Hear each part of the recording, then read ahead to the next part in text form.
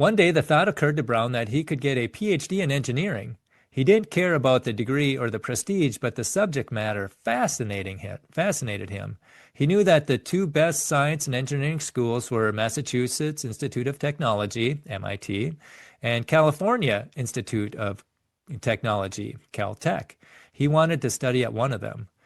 But the Army had never assigned an officer to get a PhD. The Air Force and the Navy had, but not the Army. The Army's philosophy was that when a PhD was needed, they would hire a civilian. Brown figured that if he got a fellowship that paid for the schooling and was accepted at one of the world's two best graduate schools, then the Army couldn't refuse. As required, he asked for permission from the Army to apply for the National Science Fellowship. This fellowship, while not as prestigious as the Rhodes Scholarship, was far more valuable financially.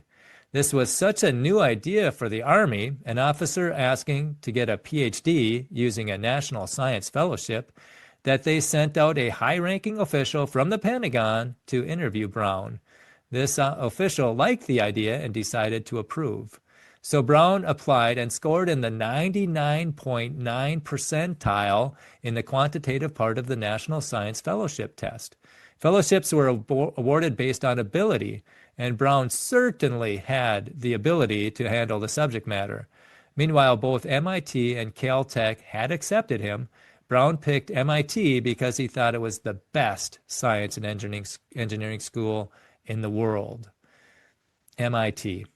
The Army gave the final permission, and the Browns moved to Boston so that Brown could study at MIT. They arrived with 2 children. 2 years later, another baby was born. He finished his PhD in record time, 2 1/4